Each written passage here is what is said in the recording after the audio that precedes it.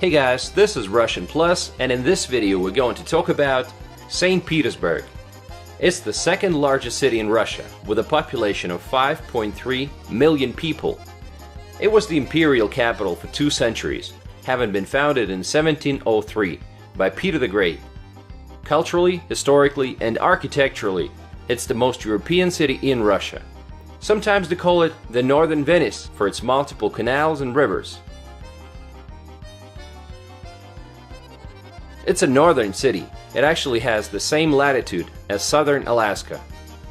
It is situated on the Neva River at the head of the Gulf of Finland on the Baltic Sea. What makes this city so popular? Well, it's really close to Europe. It's just 3 hours by car or train and you're in Finland. In fact, many residents of St. Petersburg go to Finland for the weekend, fishing or shopping. The city is well taken care of. It's clean. The roads are in great shape, and did you know that St. Petersburg has sandy beaches? It's places like this that you come to after a working day that make you want to fall in love with St. Petersburg. Wow, I never expected St. Petersburg to have such a nice beach. Look, some people go swimming, even though it's kind of chilly outside. Actually, this place reminds me of Brighton Beach, New York. But it's real Russia though. If it wasn't for the short summer, it could have been a real resort city. Some people go swimming, although officially it's not allowed. Many Russians come here to get education. There are some great universities here, like St. Petersburg State University. The city is always action-packed. It is a lot easier to find things to do here than in a smaller town. You love culture? Well, there's so many theaters here. The Mariinsky Theater, a historic theater of opera and ballet, opened in 1860. In the center, there are endless street musicians on every corner, street artists. The central part of the city is like a huge museum. Even the back streets, so many hidden gems, like this inner yard where several Russian movies were filmed. Winter Cherry and Gangster St. Petersburg, just to name a few. The architecture will keep surprising you. Even if you've lived here for a number of years, you'll always come across new outstanding buildings with luxurious interiors and exteriors.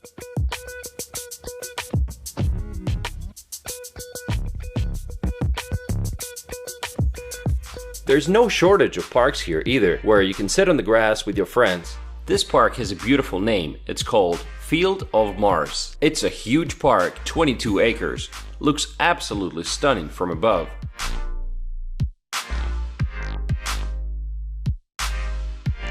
If this wasn't enough to make it exciting for you, there are 342 bridges over canals and rivers. But don't get the impression it's just all buildings we're talking about. When it comes to modern infrastructure, St. Petersburg has something to surprise you as well. It has some of the best roads in Russia. Just look at this masterpiece of a highway. It's called Western Speed Diameter. It's a toll road that stretches for 46 kilometers. Over the water, going up and down. Wow! First time I was driving on it, I felt like a kid riding a roller coaster. You'll be going for 46 kilometers above the Gulf of Finland with a perfect view of the city. Of course, it was not cheap to build this. $7 billion to be exact. Did you know that the tallest skyscraper in Russia and in the whole of Europe is located in St. Petersburg? Yes, it's called the Lachta Center. It's an 87-story, 462-meter high skyscraper. This is the tallest building in Europe and the 13th tallest in the world. When it comes to public transportation, subway is what you want to focus on. So I just bought a token. It costs 45 rubles. That's less than $1.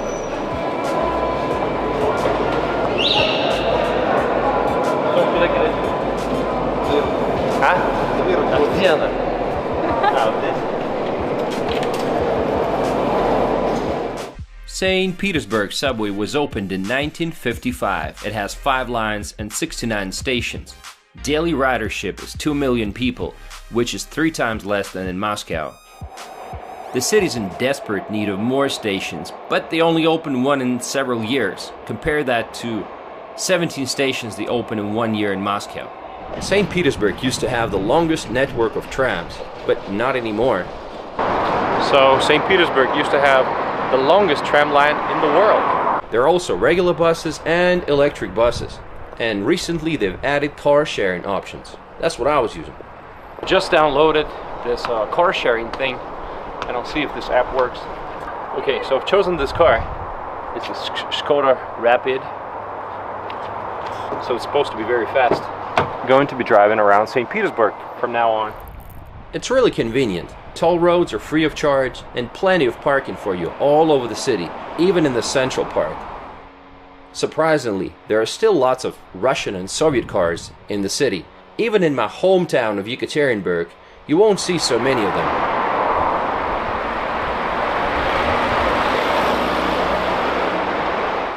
Of course, the city is known for its drawbridges. You can go on a night boat trip along the Neva and watch the drawbridges open and close. There's always thousands of spectators along the banks of the river watching this. And while this may be entertaining for the tourists, for the locals it's actually an inconvenience. What are the local people like? Well, the locals here are pretty different. The stereotype is that they're more creative, they're less in a hurry, they're less driven by monetary gains, and they're more focused on creating something. The city is full of surprises. You'll always be stumbling upon cool places like this island. It's called New Holland. It's a historic, triangular, artificial island dating from the 18th century. There's a great choice of restaurants from Japanese to Georgian cuisines, and you'll always find something to do. You think we're in the Netherlands? No, we're still in St. Petersburg. There's so many different places to go to. This particular place is called Novaya Zelandia, or New Holland. And in the wintertime, this whole place becomes a huge skating rink. Needless to say, there are lots of options to eat, to walk, and to sit in the grass. Man, I'm in love with St. Petersburg. Of course, St. Petersburg is famous for its white nights, which last from middle June till early July. It's a time when the city doesn't sleep at all. It never gets completely dark at this time, but it's the busiest time when it comes to tourism. St. Petersburg is growing fast. New neighborhoods are popping up all over the city. But in the center, you have lots of old apartment buildings. Do you want to see what those old buildings look on the inside? Well, let's take a look.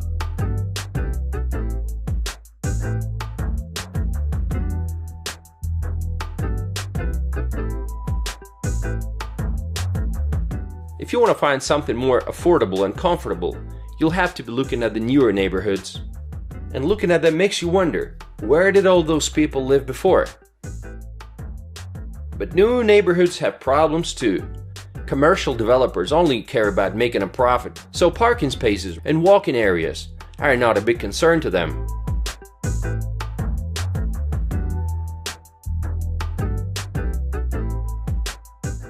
You'll be surprised, but a lot of these old buildings in the center stay empty. Just like in Venice, a lot of them have been sold, and the investors are sitting around not doing anything, or sometimes they're turning these properties into hotels and hostels. Many buyers actually come from China. Sometimes they're buying whole blocks of buildings. Just to give you an estimate, prices can reach $8,000 per square meter, depending on how central it is.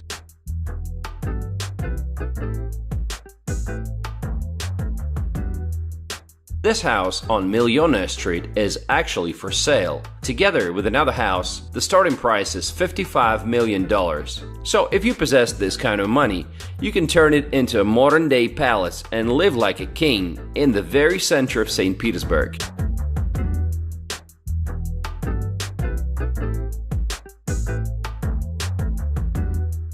But what are the downsides of living in St. Petersburg? I know what you're thinking, weather, right? The stereotype is that St. Pete is rainy all the time. Well, it's not actually true. It doesn't rain here any more often than it does in Moscow, and actually 3 times less than in Sochi. The problem with the weather is that they don't get a lot of sunny days here, just 75 sunny days in a year. On top of that, it's windy and very humid. Long winters with no sunshine can make you feel depressed, that's true. Summer temperatures are comfortable though, about 20 to 25 Celsius, sometimes 30. Winters don't get a lot of snow. Sometimes the snow melts right when it lands, and this makes your shoes wear out faster. Sometimes a pair of shoes will not last more than one season. What about the salaries? Though you would expect the salaries to be high, it's not the case. It's actually pretty disappointing to learn that the average salary is just about $600 to $800 a month, but that's officially. But regular positions like retail and customer service is not going to give you more than $500 a month. How are you going to survive on $500 a month in a city like St. Petersburg? Well, it's tough. A lot of people are finding it very hard to make ends meet. One of the most famous plants in the city is the Kirov plant. It's a major Russian machine-building manufacturing plant that was established in 1789. Of course, if you want to live a comfortable life in the center of the city, you have to be making a lot more than the average. I think making about $2,000 to $3,000 a month will provide you with a pretty comfortable lifestyle.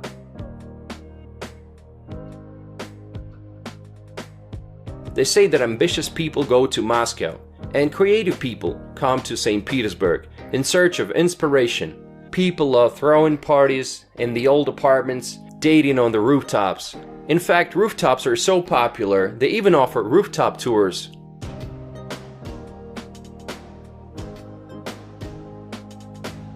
Did you know that there are golf courses around St. Petersburg?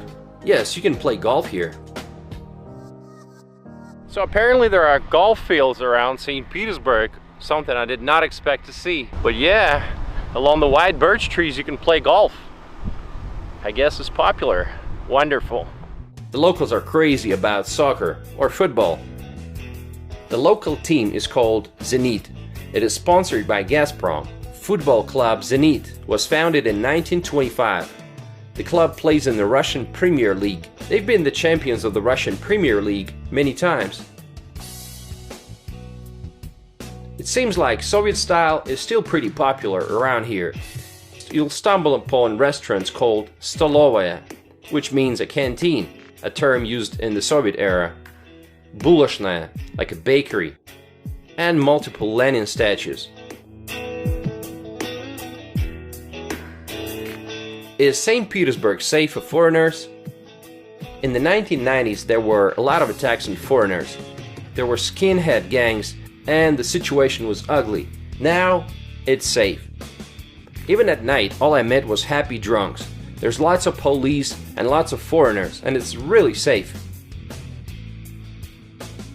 Actually, did you know that if you come in here on a cruise ship, you can stay in the city for 72 hours without a visa? Pretty convenient, huh? A big part of the city's life is now tourism. Let's take a look at some of the major sites. The main avenue of the city is Nevsky Prospekt. Today it has become an endless flow of people. It's 4.5 kilometers long. It's an avenue lined with historic landmarks and magnificent architecture, pulsing with activity 24/7. This beautiful building is called Singer House. In Russia, it's also known as the House of the Book. It's located at the intersection of Nevsky Prospekt and the Griboyedov Canal. It serves as the headquarters of the VK, which is a Russian equivalent of Facebook. Its founder and CEO, Pavel Durov, had to flee Russia in 2014 to escape prosecution as he refused to cooperate with the Russian authorities on giving out user information at their demand. It was from this building that Pavel Durov was throwing 5,000 ruble bills into the crowd in 2010 on a City Day celebration.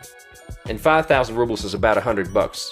He has no plans of returning to Russia, and he's actually the founder and the developer of the Telegram Messenger. Another awesome building on the Nevsky Avenue is the Kazan Cathedral. It's right across from the Singer Building. From Nevsky Avenue, you can see Church of the Savior on spilled blood, sitting on the banks of the Griboyedov Canal, erected on the site where political opposition fatally wounded Emperor Alexander II in March 1881.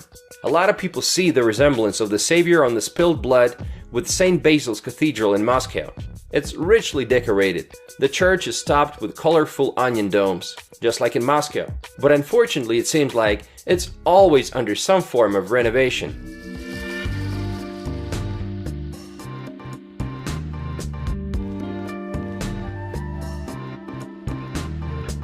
At the end of the Nevsky Avenue, you'll see Admiralty Building. It's the former headquarters of the Imperial Russian Navy and the current headquarters of the modern Russian Navy.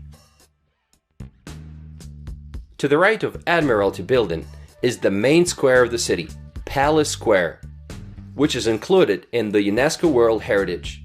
Palace Square is the central city square of St. Petersburg and of the former Russian Empire.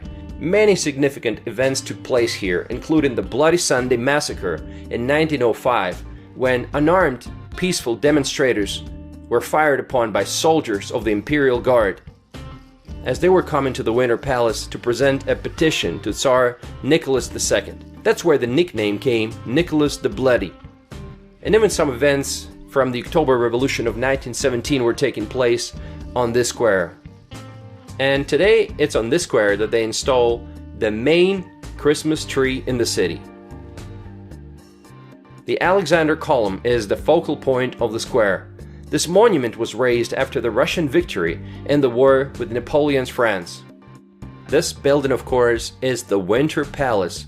It was the official residence of the Russian emperors from 1732 to 1917. Winter Palace is huge. It's sitting on 22 acres of land and consists of 1,500 rooms. Part of the Winter Palace is the Hermitage Museum. The State Hermitage Museum is the second largest art museum in the world. It was founded in 1764. They say it's so big that if you look at every picture or exhibit just for 30 seconds, it's going to take you about 20 years to finish the collection. This beautiful building is called St. Isaac's Cathedral. Today it functions as a museum, and you can visit the museum itself or buy a ticket to get on top and get a wonderful view of the surroundings, because it's one of the tallest buildings in the area. What a beautiful place. So many people sitting on the grass. In 2017, the recent history is that the governor of St. Petersburg wanted to transfer it back to the Russian Orthodox Church. But luckily, this was not accomplished due to the protests by the citizens of St. Petersburg. So now we can all enjoy it. If you have the time to travel outside of the city, you should visit Peterhof. It's just outside of the city, about 40-minute drive or about an hour boat trip. It's a seafront museum complex in former royal palace, surrounded by parks, known for its many fountains. It is absolutely fascinating, and if you decide to visit, just know that it's going to take you several hours to see it all.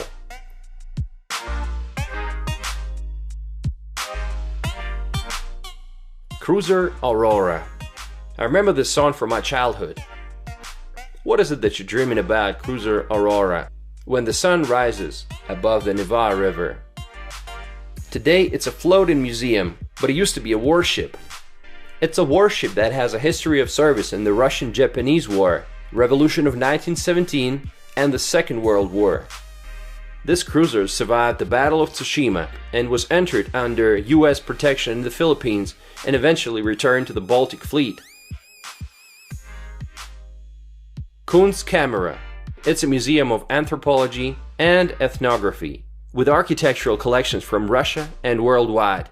The medical oddities like dead babies and parts of human bodies might be somewhat disturbing to some, so be warned, but 90% of the exhibition is about cultures from around the globe.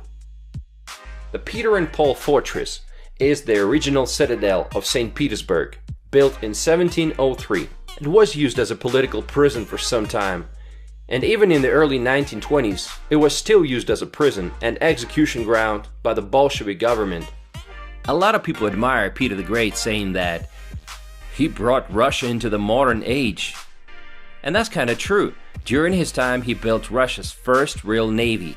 He won a series of military victories, and he moved the capital from Moscow to St. Petersburg. However, By today's standards, he was still a monster. He killed his own son. He locked up his wife in a monastery after he fell out of love with her and married another woman. And then, when he found out that his ex-wife was seeing someone, he tortured her lover to death. And that's just the tip of the iceberg. Speaking about prisons, one of the most famous prisons in the city is called Kresti, which means crosses. The prison consists of two cross-shaped buildings and an Orthodox church. The history of this prison starts in the 1730s. This Kresti prison is mentioned many times in different Russian songs and movies. If you decided to go a little bit outside of the city, you might as well visit this city called Kronstadt. It's a town and a naval base on the Kotlin Island, just west of St. Petersburg. It is dotted with military memorials. There are also beaches and cozy parks. We have come to the city of Kronstadt, which is part of St. Petersburg. And we are on the beach right now. The weather is perfect. It's the end of August. And you can see how much we've driven. You see that huge tower in the distance? Maybe you can see that. Well, that's how much we've driven. Enjoying this wonderful town. We're about to see some fortifications. You know, this island used to belong to Sweden until Peter I took it from them by some shady maneuvers. But good for us, now it's Russia.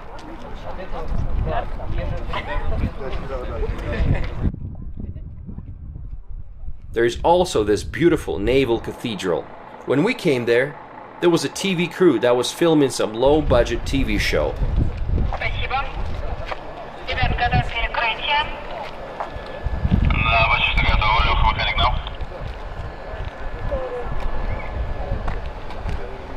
You guys see how much equipment I'm carrying to shoot my videos? And a whole production crew. It costs money. It doesn't come as a surprise that there are lots of foreign tourists in St. Petersburg today. So what's your name? So my name is Swapnil. And where do you come from? So I came from Singapore, and this is my first time in St. Petersburg, and I would say that I'm really mesmerized by the beauty of this place and actually entire Russia. Great beautiful architecture around and beautiful churches around. Okay, thank you, and enjoy your stay. Thank you very much. Now, if you don't mind, let me do a little bit of complaining.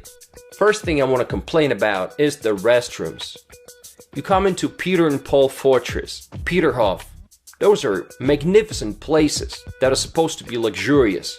But then you gotta use a restroom, you know? And then you find yourself in this pathetic mobile restroom. And it's just in such a dismal state that I don't even want to try to describe. And they're charging you money for this poor experience. I feel like the city of St. Petersburg can't afford to build decent restroom facilities for tourists. Another complaint is that many tourist places become tourist traps, which is understandable. But look at these guys dressed as queen and king. They're smiling and pretending to be happy if you give them just $1. But if you don't, they turn away. You can feel how much they're not interested in their job. And this guy singing songs with a guitar, he doesn't let you listen to the song without pointing to the money box every 30 seconds. Now let's ask the people on the street what they think about the city. Привет, а вы откуда? Из Москвы. А что вам в Питере нравится? Почему сюда приезжаете? Так, ну здесь очень здорово, здесь другая атмосфера, не такая, как в Москве. Мне почему-то очень нравится. А в чем она другая? Не знаю, улицы по-другому как-то выглядят, я не знаю. Другие улицы, да, здесь каналы, здесь какой-то другой темп.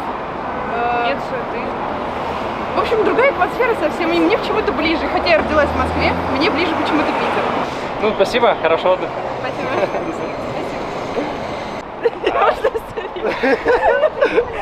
Вас как зовут?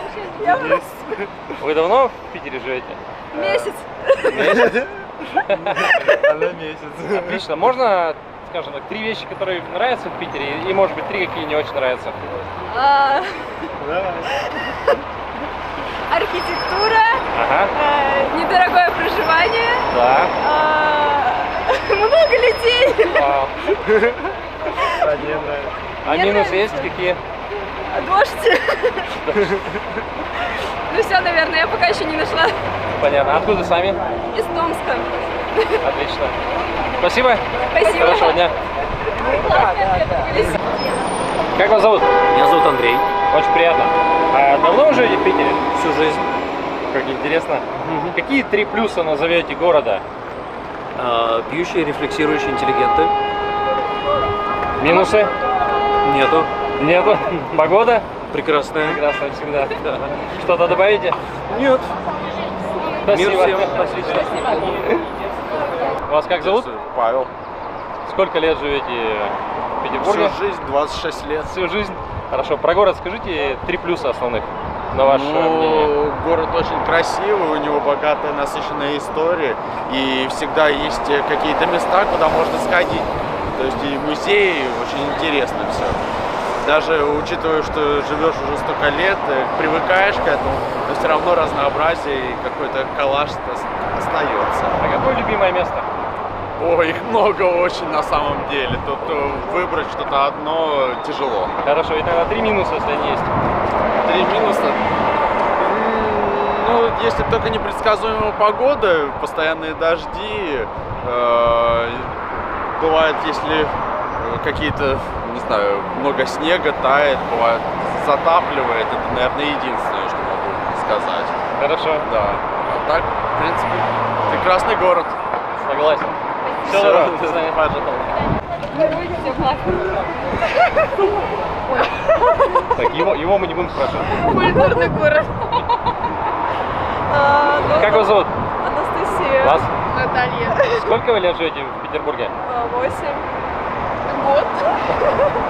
Какие 3 основных плюса у города, на ваш взгляд? Очень красивая архитектура, много знакомых людей. Проще найти работу. Понятно. Надо подумать. А из какого вы города? Из Воронежа. Я из Сибири.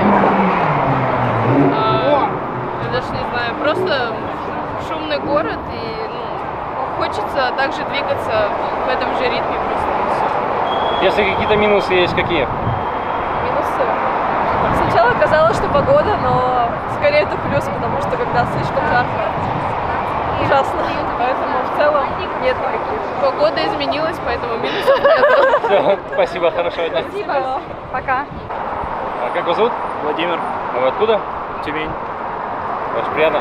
А вы здесь отдыхать приехали? Нет, я учусь здесь. Ну почти местный. Какие 3 плюса у города есть? Большое, много развлечений. Не знаю, третий не могу найти.